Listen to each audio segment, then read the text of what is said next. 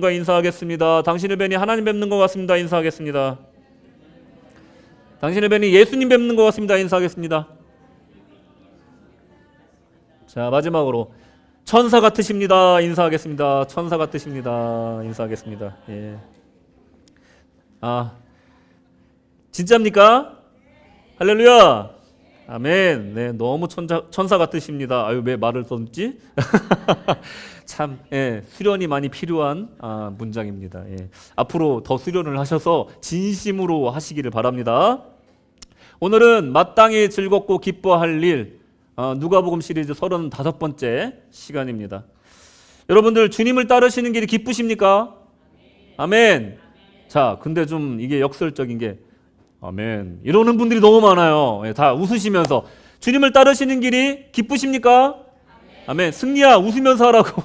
다시 주님을 따르는 길이 기쁘십니까? 아멘. 아멘. 할렐루야. 네, 주님을 따르는 길은 기쁩니다. 아멘. 그런데 이 기쁨이 왜 세상이 주는 기쁨과 다르냐? 이 기쁨은요, 하루하루 잠시 주는 기쁨이 아니기 때문에 그렇습니다. 그리고 핸드폰을 열면은 나오는 잠깐 주는 그런 말초적인 즐거움이 아니기 때문에 그렇습니다. 그리고 그렇다고 해서 나태함을 깨고 열심히 운동하고 공부하고 일을 한다고 해서 얻어지는 그 기쁨과도 전혀 다른 기쁨이라는 것이에요. 예수를 따르는 기쁨은요, 아주 깊은 곳에서 흘러나오는 우리 심령의 가락과도 같은 것입니다. 주님 안에 누려지는 평안함과도 같은 거예요. 깊은 만족감과도 같은 것인 줄로 믿으시기 바랍니다. 그런데 이 예수를 믿는다는 것이 하나님 말씀대로 선하게 사는 것이고 이웃과 사랑을 나누는 삶인데, 오늘 이 자리에 모인 우리 구세구 시드니 한인교회 모든 성도님들이 분명히 이런 삶을 살고 계시고 그리고 행복자이심을 믿으시기 바랍니다. 아멘. 우리가 주님을 따르는 길에서 마땅히 즐거워하고 기뻐해야 될 일을 두 가지 오늘 말씀을 드리겠는데, 첫 번째는 뭐냐면 우리가 주님을 따르는 것을 기뻐해야 된다는 거예요. 그래서 제가 이 말씀을 드린 겁니다. 주님을 따르는 길이 가끔은 힘들 때가 있기 때문에 그래요. 그래서 마땅히라는 단어를 붙인 겁니다. 자, 이제 오늘 본문으로 돌아가서, 오늘 날씨가 조금 덥죠. 14장 말미에 가면요, 예수님께서 수많은 무리들과 함께 길을 걸어가고 계세요. 한번 상상해 보세요. 수많은 무리들과 함께 예수님이 걷고 계신 거예요. 그때는 날씨가 어땠을까? 한번 상상해 보세요. 날씨가 좋았을까? 아니면 비가 왔을까? 어쩌면 팔레스타인의 그 특유의 건조한 바람이 살랑살랑 불고 있었을지도 모릅니다. 제자들과 담소를 나누며 걷고 있는 무리 중에 그 중에 우리가 있다라고 한번 상상을 해보세요. 예수님의 음성이 들려옵니다. 사람들의 웅성웅성하는 소리가 들려와요. 그리고 살랑살랑 바람이 불어옵니다. 그 길을 주님과 함께 걷고 있다고 상상해 보시기 바랍니다. 그때 갑자기 주님께서 입을 열어 말씀하십니다. 무릇 내게 오는 자는, 이렇게 서두를 떼시면서 어떤 길에 대한 얘기를 해주십니다. 그랬더니 웅성웅성 하던 소리가 잠시 멈추고 아주 잠깐 정막이 휩싸입니다. 우리 주님께서 이어서 말씀을 하십니다. 27절에 누구든지 자기 십자가를 지고 나를 따르지 않는 자도 능히 내 제자가 되지 못하리라. 거기서 말씀을 듣고 있는 사람들이 무슨 말씀일까? 궁금증이 생겨요. 왜 주님이 이 길을 걷다가 이 십자가의 얘기를 하실까? 이 말씀을 하실 당시에는요, 우리 주님이 십자가를 지시지 않은 상태인 거예요. 이 당시의 십자가라는 건 뭐냐면 그 로마법에 따라서 가장 흉악한 범죄자들이 지던 형벌이었습니다. 그런데 갑자기 우리 주님께서 조용히 걷다가 무릇 내게 나오는 자는 하면서 시작하신 말씀이 십자가를 져야 내 제자다, 이 얘기를 하시는 거예요. 충격적이기도 하고 아주 강력한 메시지로 들렸을 거라는 거예요. 주님께 나아가는 길은 십자가가 필수다라는 걸 얘기하시는 거예요. 26절에 보시면 무릇 내게 오는 자가 자기 부모와 처자와 형제와 자매와 더욱 자기 목숨까지 미워하지 아니하면 능히 내 제자가 되지 못하고, 또 이어서 더 강한 얘기를 하시는 거예요.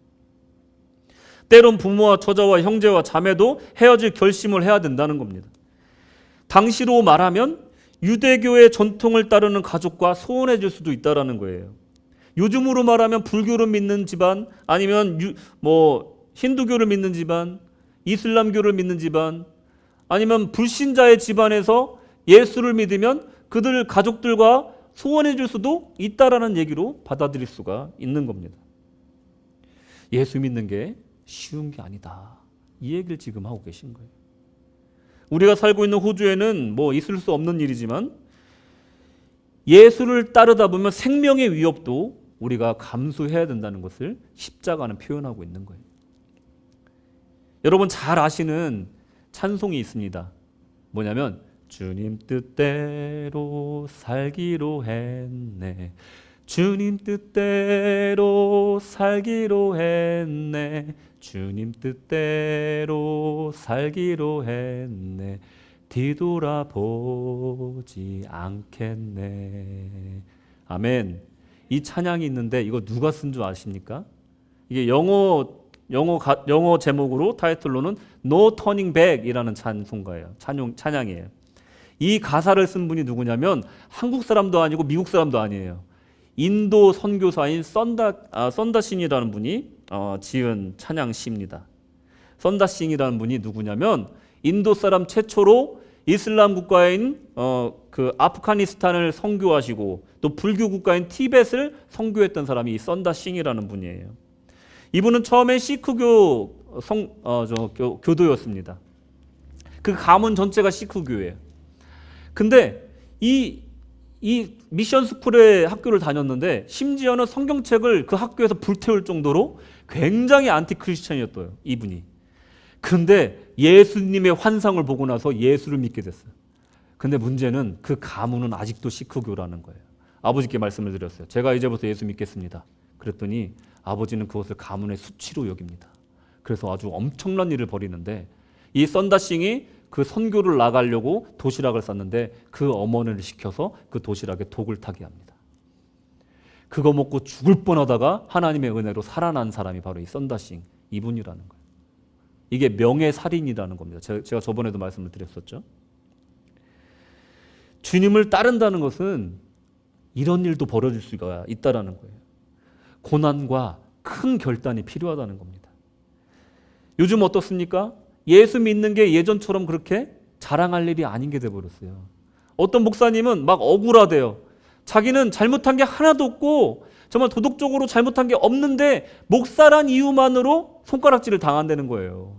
어디 가서 직업을 얘기할 때 목사라 그러면 사람들이 색안경을 끼고 본다는 거예요.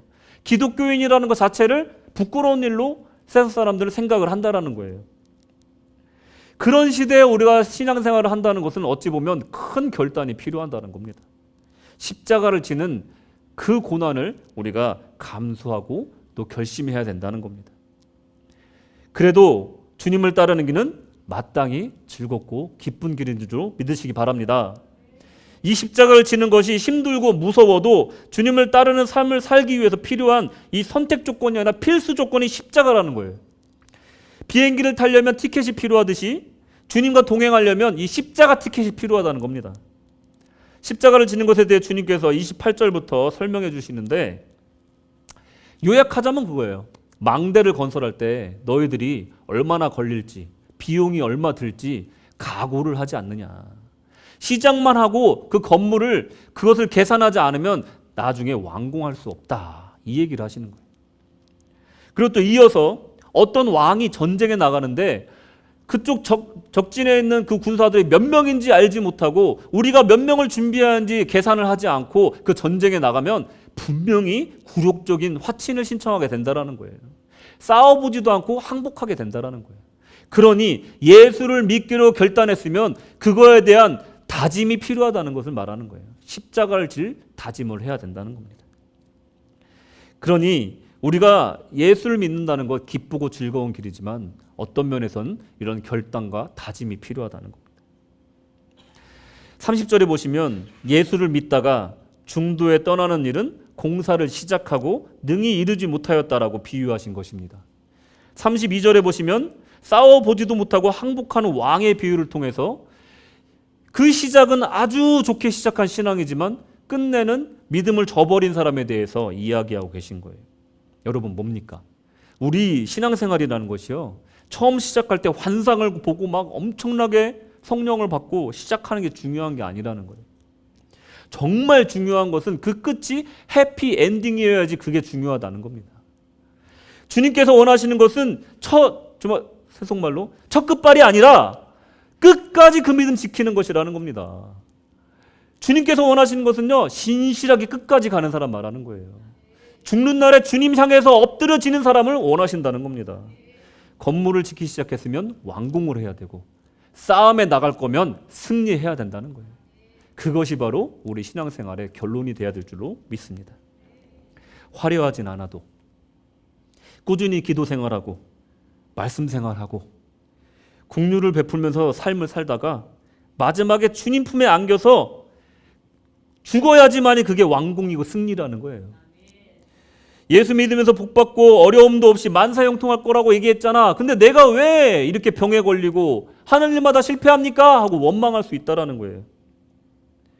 완공하지 못하는 거라는 거예요. 그거는 완공을 해야 되고 승리하기 위해서는 그럼에도 불구하고 십자가 들고 나아가야 된다는 겁니다. 그럴 때 세상이 주는 기쁨과는 차원이 다른 기쁨과 만족감을 우리 주님이 주신다는 거예요. 진정한 신앙은 이미 예수를 믿기로 한 순간부터 병마가 와도 기도하고 이겨내고 더 큰 은혜 주실 거야 하고 믿는 거라는 겁니다. 실패를 주시는 하나님의 뜻을 헤아리고 다시 일어설 수 있는 힘을 주시는 하나님께 감사하고 기도하는 것이 진정한 신앙이라는 겁니다. 여러분, 어려운 와중에도 이웃을 돕는 분이 얼마나 많습니까? 사실 더 들여다보면 부자여서 도와주시는 분이 아닌 경우가 더 많아요. 부자이기 때문에 더 베풀지 못하는 분들이 더 많습니다. 폐지를 줍고 다니는 할머니 알고 봤더니 건물이 2채래. 어떤 할머니가 돌아가셨는데 장판을 들러봤더니 거기에 5만 원짜리가 쫙 깔려 있더래요. 어차피 죽어서 썩어질 몸인데 그 돈을 그렇게 못 쓰고 살다가 죽는 게 인생이라는 거예요. 베푸는 마음이 없은 그 사람은 그냥 가난한 사람이라는 겁니다. 없는 사람이 더 잘 도와주더라는 거예요. 없고 있고가 그래서 중요한 게 아니라는 거예요. 예수 믿는 믿음이 그 안에 있느냐 없느냐가 더 중요하다는 겁니다.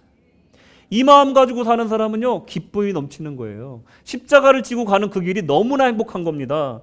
고난의 크기가 중요한 게 아니라는 거예요. 여러분 아시다시피 이 호주의 본다이 비치가 참 유명하잖아요. 뭘로 유명하냐면 세계 3대 서핑 포인트라고 그래요. 우리는 서핑을 안 하니까 잘 모르지만 세계를 돌아다니면서 서핑하는 사람들은 본다이 오면 너무너무 행복하대요. 저런 유럽의 스페인이나 아니면 남미의 칠레 이런 데 가면요, 파도가 이 본다이 파도는 아무것도 아니래요. 5m, 7m 막 엄청난 파도가 산더미 같은 게 몰려온답니다. 그러면 보통 사람들은 거기서 수영 칠 엄두도 못 내잖아요. 근데 프로 서퍼들은요, 너무나 행복하고 감사하대요. 야, 저걸 탈 생각하니까, 그 파도를 탈 능력이 되니까 큰 파도일수록 더 감사하더라는 거예요. 여러분들은 어떻습니까? 내가 고난을 당할 때 그것을 힘들어한다는 것은 그 고난을 컨트롤할 만큼의 믿음이 없다라는 거예요. 운동을 하는 분들은 다 아시겠지만 무거운 어깨를 들 때 이 근육이 찢어지는 느낌이 있어야 근육이 큰다는 거예요. 그러니까 아프지만 변태 같지만 기쁜 거예요. 아, 내가 근육이 커지겠구나 하면서 참고 운동하는 거예요. 거기서 희열을 느끼는 거예요. 으아, 그러면 한 번 더, 하나만 더 그러는 거예요. 그러니까 자기도 원치 않게 팔이 막 다리처럼 되는 사람들이 그렇다는 거예요. 여러분 마라톤은 어떻습니까? 러너스 하이라는 게 있어요. 러너스 하이. 처음에는 다리 아프고 발바닥이 찢어지는 것 같고 숨이 턱 밑까지 차오르고 너무 힘든데 어느 구간에 가면요, 이 사람이 러너스 하이라는 게 탁 올라오면서 호르몬이 쫙 올라오면서 몸이 이제 붕 뜨는 것 같은 느낌이 든다. 그때는 내 몸이 가는 게 아니고 그냥 끌려서 날아가는 거래요. 자전거도 마찬가지래요. 사이클스 하이가 있답니다. 왜 그렇게 비 오는 날도 그렇게 나가서 자전거를 타? 이 웬수야. 그게 사이클스 하이 때문에 그렇다는 거예요. 우리에게는 10km, 20km가 너무나 먼 거리고 뛰기에는 너무 어려운 거리고 41.195가 엄두도 안 나는 거리지만 러너들에게는 뛰어본 사람에게는 능력이 되는 사람에게는 너무나 즐거운 길이라는 거예요. 맛을 봐보셨냐 이거예요. 고난이 크다고 해서 문제가 될 게 없다는 거예요. 고난을 이길 힘을 하나님한테 받으셔야 됩니다. 그러면요 즐기게 된다는 거예요. 즐기게 된다는 거예요. 그것을 우리가 목표로 삼아서 신앙생활의 성장을 바라봐야 된다는 겁니다. 우리 교회 뭐 장례식도 이번에 치렀습니다만은 정말로 사랑의 마음 없이는, 또 섬김의 마음 없이는, 이거 솔직히 세상 사람 눈에 얼마나 귀찮고 힘든 일입니까? 특히나 경사 같은 경우는 가서 즐거워해 주면 되지만 이렇게 슬픈 애사 같은 경우는 참 우리도 가슴이 아파요. 특히나 우리 이계아 부교님은 병원에서 갑자기 돌아가셨기 때문에 저는 전화 받는 순간 그게 무슨 말이야, 믿겨지지가 않는 거예요. 이분이 진짜 몇 주 전만 해도 웃으면서 병원에서 문병을 했는데 갑자기 돌아가셨다니 우리가 믿기지가 않는 거예요. 그러니 그 딸은 얼마나 좀 황망하겠습니까? 그 따님은 그 돌아가신 모습을 병원에서 봤는데 얼마나 황망하겠습니까? 그런 마음들을 우리가 어루만져주고 또 그 조문객들을 대신 받아주고 음식을 해서 또 섬기고 하는 일이 섬김의 마음, 사랑의 마음 없이는 절대로 가능한 게 아니라는 거예요. 기쁜 마음으로 하셨죠? 기쁜 마음으로 할 수가 있는 겁니다. 이와 같이 십자가를 지는 것이 세상 사람 볼 때는 우둔한 것처럼 보이고 세상의 형벌처럼 보일지 모르겠지만 주를 믿는 자들에게는 그것이 기쁨의 길인 줄로 믿으시기 바랍니다. 하나님은 십자가를 기꺼이 지고 고난과 도전을 능히 이길 힘을 주신다는 거예요. 그래서 우리는 십자가를 지고 주님을 따르는 일을 힘들어도 기쁘게 할 수 있다는 겁니다. 감내할 수 있다는 거예요. 그것을 통해서 우리가 신앙생활의 참맛을 느낄 수가 있다는 겁니다. 그래서 교회에서 우리가 하는 일들이 정말로 더 주면 줬지 받으려고 하면 안 됩니다. 지난주에도 제가 설교를 했지만 우리가 땅에서 보답을 받는 순간 우리는 하늘나라에서 받을 게 없어지는 거예요. 누가 주면 받지 마세요. 받지 마세요. 그냥 마음으로 드린 겁니다 하고 받지 마십시오. 그리고 하늘나라에서 받을 생각으로 기뻐하시기 바랍니다. 그런 마음으로 봉사하시라는 거예요. 그럴 때 우리가 진정으로 고난이 아니고 십자가가 아니고 그 십자가조차도 기쁘고 즐겁게 질 수 있다는 겁니다. 두 번째로 우리가 마땅히 기뻐해야 될 일은 무엇이냐면 잃어버린 것을 찾는 거예요. 여러분 혹시 소중히 생각하는 거 잃어버리신 적 있으십니까? 아멘 하시네요. 예. 여성분들 특히 진짜 이게 가물가물 하시나 봐요. 점점 더 끄덕끄덕 하시.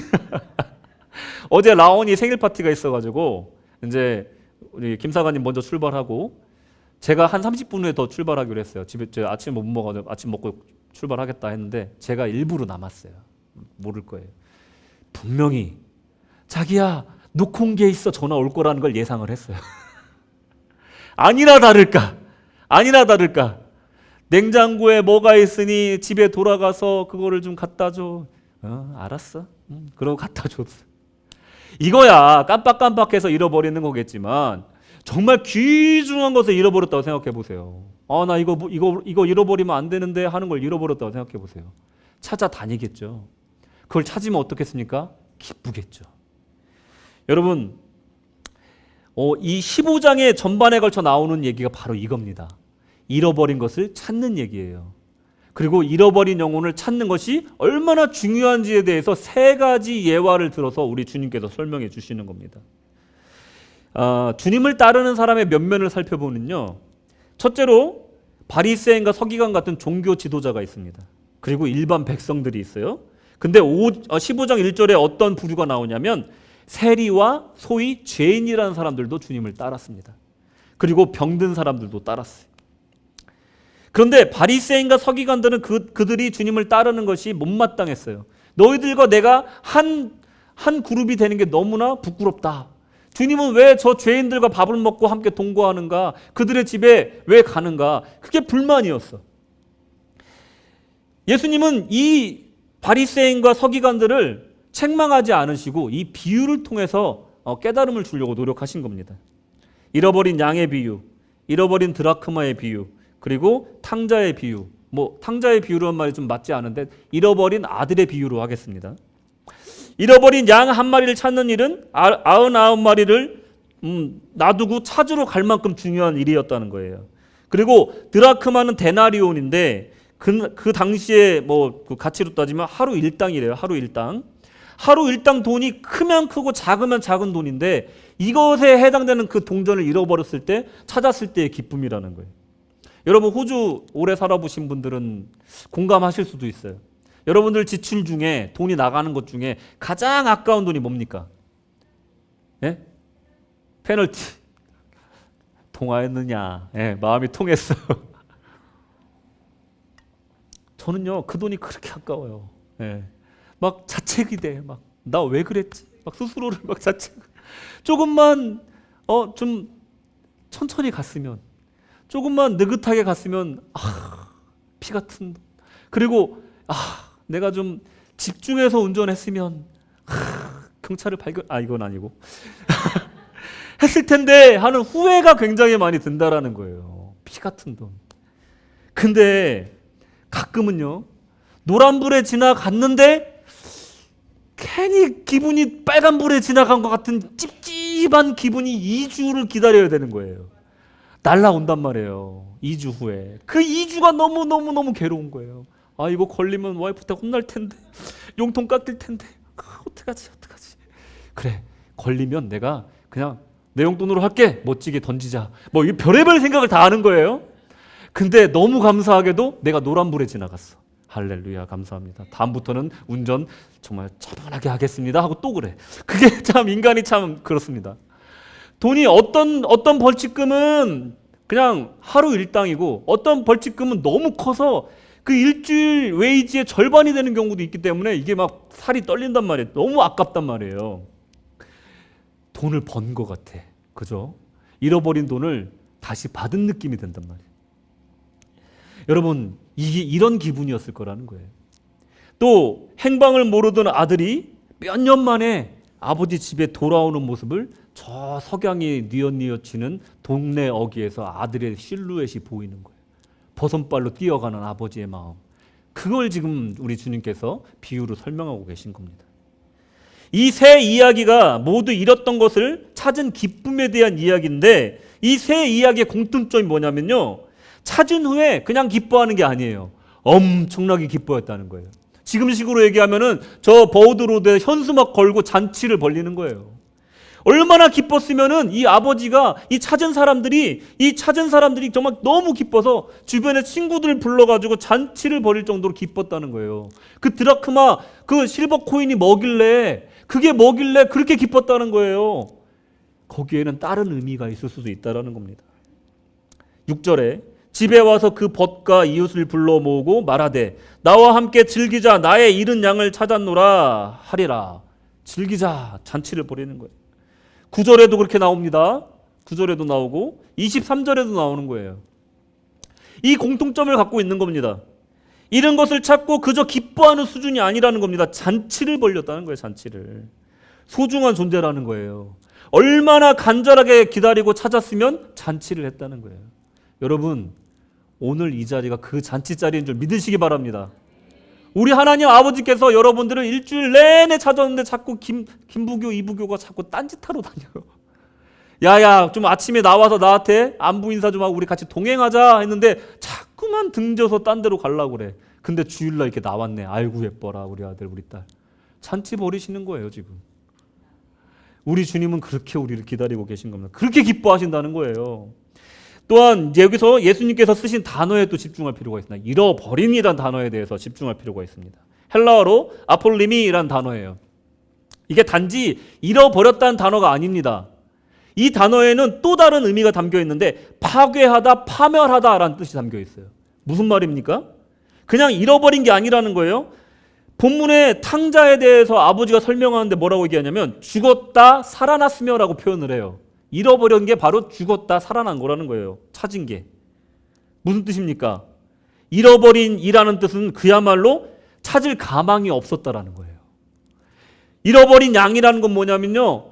그냥 주변 둘러보다가 찾을 수 있는 그 정도가 아니라 아예 멀리 떠나가지고 늑대한테 잡아먹혔는지 죽었는지 알 수 없는 그 상태의 양을 말하는 겁니다. 그러니까 99마리를 놔두고서라도 미친 듯이 찾아다녀야 되는 거예요. 아버지가 우리를 그렇게 찾아다니시는 거예요. 되찾을 가망이 전혀 없는 그 상태라는 거예요. 그랬던 아들을 찾은 거예요. 그랬던 양 한 마리를 찾은 거야. 그러니 얼마나 기쁘시겠습니까, 우리 아버지께서. 드라크마도요, 그냥 동전이 아닐 수도 있어요. 여러분들 옛날에 우리 할머니들 막 꼬쟁이에서 막 그냥 그 자식들한테 받은 용돈 뽑아가지고 그냥 이렇게 다 주면서 여비로 쓰라고 손주들한테 주시잖아요. 그 돈 어떻게 씁니까? 너무 아깝잖아요. 뭐 철없는 자식은 신난다고 쓰겠지만 그 돈은 돈이 아닌 거예요. 그죠? 할머니의 정인 거예요. 할머니의 사랑인 거예요. 그런 돈일 수도 있다라는 거예요. 이 드라크마가. 그냥 돈의 가치로서 환산할 수 없는 무언가가 있다라는 거예요. 이 잃어버린 주인의 시각에서, 아버지의 시각에서는 이 타들어가는 애끓는 심정이 있었다는 겁니다. 그게 누구의 잘못이든 어떤 상태로든지 우리가 누구이든지 간에 우리가 무슨 잘못을 했든지 아무 상관없이 돌아만 다오. 찾기만 했으면 좋겠다. 이 마음이라는 거예요. 살려야 한다. 밖에 나가서 죽으면 어떡하냐? 이 애끓는 마음밖에 없다라는 거예요. 어떤 아버지가요, 딸하고 대판 싸웠는데 이 딸이 집을 나가버렸어. 첫째 날은 예의 못된 자식아, 어떻게 네가 아버지한테 그렇게 소리를 지르고 집을 나갈 수가 있어. 괘씸하더래. 둘째 날 지났더니 밥은 먹고 다니나 궁금하더래요. 셋째 날은요, 미치겠더래요. 더군다나 딸이잖아. 돈은 갖고 나갔나? 걱정이 되기 시작하는 거예요. 닷새가 되고 엿새가 되고 아빠가 초죽음이 된 거예요. 그 다음에 열흘째 되는 날 기도를 했대요. 하나님, 어떤 상태이든 상관없으니까 돌려만 보내주십시오. 이런 기도가 저절로 나오는 게 부모님 마음이더라는 거예요. 돌아만 다오. 돌아만 다오. 이런 상태에서 찾았으니 죽었던 아들이 살아난 것 같은 거예요. 얼마나 감사한지 잔치를 벌이는 거예요. 우리 하나님이 그런 마음으로 여러분들을 오늘 부르고 계신 줄로 믿으시기 바랍니다. 아버지는요, 재산 잃은 거 아무것도 아니라는 거예요. 탕진한 거 아무것도 아니라는 거예요. 아버지한테 재산을 요구하고 정말 당돌했던 그 페륜의 아들일지 몰라도 돌아오기만 하라는 거예요. 그 아들이 어떤 상태인지 상관이 없다라는 거예요. 15장 20절에 이에 일어나서 아버지께로 돌아가니라. 아직도 거리가 먼데, 거리가 먼 데서 아들이 보이는 거예요. 아버지가 그를 보고 치근히 여겨 달려가 목을 안고 입을 맞추니. 어떤 아들입니까? 아버지한테 돈을 달라고 해서 다 탕진한 아들이에요. 허랑방탕한 아들이에요. 그 아들이 저쪽에서 오니까 그거 아무것도 소용없다는 거예요. 실루엣만 보여도 달려가서 버선발로 안아주고 싶은 거예요. 목을 안고 우는 겁니다. 아들아 자랐다 하는 거예요. 그런 상황이라는 거예요. 잃어버린 아들을, 죽었던 아들 같은 그 아들을 찾았다는 거예요. 우리 하나님 아버지는 오늘도 집 나간 자녀들을 기다리고 있습니다. 아직도 천국문을 닫지 않고 돌아오기만을 간절히 원하고 계신다는 겁니다. 우리가 어떠하든지, 우리가 무슨 짓을 했든지 돌아오기만 해라 하고 애타게 기다리고 계신다는 겁니다. 지금도 동네 어귀에 종자나무에 앉아서 저쪽에 아들이 실루엣이 보일까 지금도 애타게 기다리고 있다는 거예요. 우리는 그 시점을 경험해야 됩니다. 그 아버지의 시점을 우리는 경험해야 됩니다. 야구라는 스포츠는요, 야구요, 그 경기 방식 자체가 인생을 담고 있다고들 합니다. 집에서 시작해서 집으로 가야지만 이 경기에 점수가 나고 경기가 끝나는 운동이에요. 홈으로 돌아오지 않으면 절대로 점수가 날 수가 없고 그 경기를 이길 수도 없습니다. 우리의 인생도 하나님으로부터 와서 하나님께로 가면서 마감되어야지 가장 복된 인생일 줄로 믿습니다. 하지만 대부분의 사람들은요, 이 단순한 진리를 깨닫는데 정말로 많은 시간을 허비합니다. 우리가 돌아가야 할 그 아버지 집을 뒤로 한 채 항상 세상 어딘가에 있을 또 다른 집을 찾아서 항상 헤맨다는 거예요. 이게 인간의 비극이라는 겁니다. 우리가 집이라고 착각하는 대부분의 집은요, 임시 숙소에 불과하다는 것을 깨닫지 못한다는 거예요. 왜냐하면 우리 인생 자체가 나그네 길이기 때문입니다. 로버트 프로스트는 이렇게 얘기했어요. 집이란 우리가 그곳에 가야 할 때 우리를 받아주어야만 하는 곳이다.